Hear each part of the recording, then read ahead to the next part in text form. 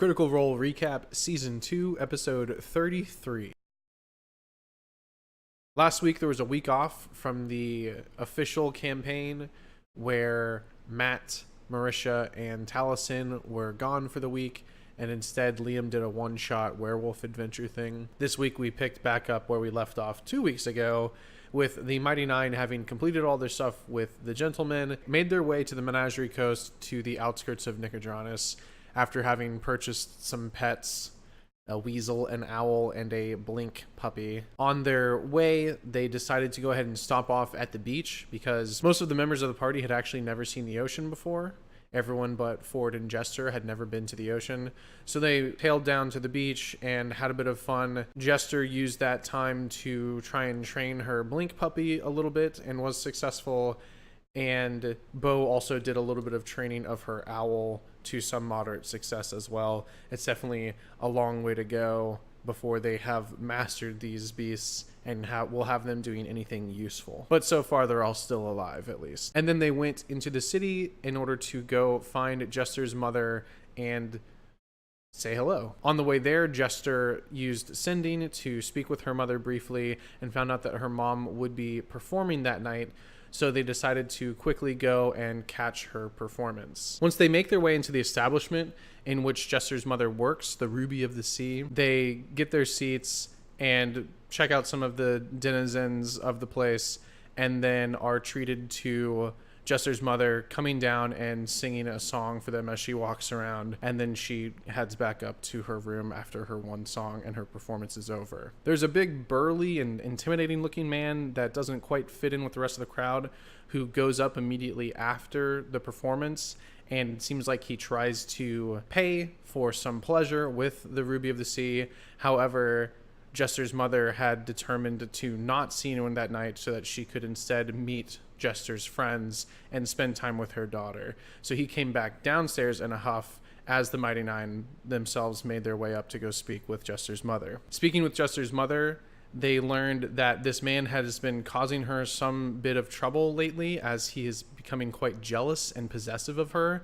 And so they've offered to look into it and try and dissuade him from continuing his rather obnoxious attitude that is he's been threatening other clients of hers and just basically making her kind of miserable and anxious. So they've decided to try and help her out in any way they can. During this conversation, they also gather a bit of information quite accidentally that suggests that it is quite possible that Jester's father is in fact the gentleman. Jester doesn't really know how to receive that information, and they haven't confirmed it for sure, but it seems very likely. She does actually end up sending a message to the gentleman, asking basically, do you know the Ruby of the Sea kind of thing? Did you ever spend time with her? And his only response was, that's preposterous. So it seems like he is in fact Jester's father.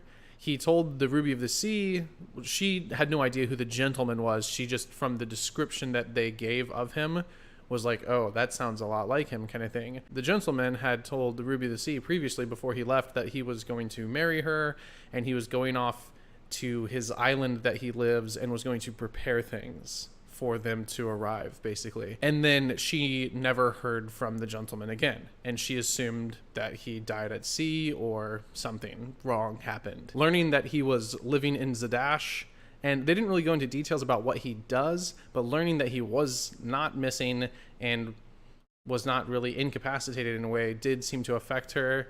She had loved him and had intended to marry him, and was a little distraught at that, but doesn't really fixate on it too much. And so they kind of say their goodbyes, let her go to bed, and reassure her that they'll work on this burly, annoying client of hers. So the next day, in pursuit of accomplishing this task, they end up splitting up. Two of them go see the wharf master, Fjord and Bo, go speak with the wharf master and try to gather some information about this man and about the area in general, and also try and find out some more information about this note that Fjord had regarding the Cloven Gem that he has consumed. They don't learn a terrible lot, but they do learn that the man they're looking for, while they don't find out where he lives, they find out where he works, and that is the sluice weave, which is apparently under the city somehow, and they're not entirely sure how to get there quite yet. but they find out that that's where he works. The other 4, meanwhile, go visit Gladys, who is the lightkeeper in the giant lighthouse, and they also learn that this man that they're looking for works in the sluice weave. So both parties split up and gathered basically the same amount of information, but it did confirm that they both had the correct information. They also learned that one of the other men that they were looking for would frequent some seedy taverns. When they met up after splitting up, Fjord and Bo had found a mage's tower that belonged to a mage that apparently owned the entire district that they were in at the time. And Fjord and Bo made a pretty half-hearted attempt at getting inside without any success.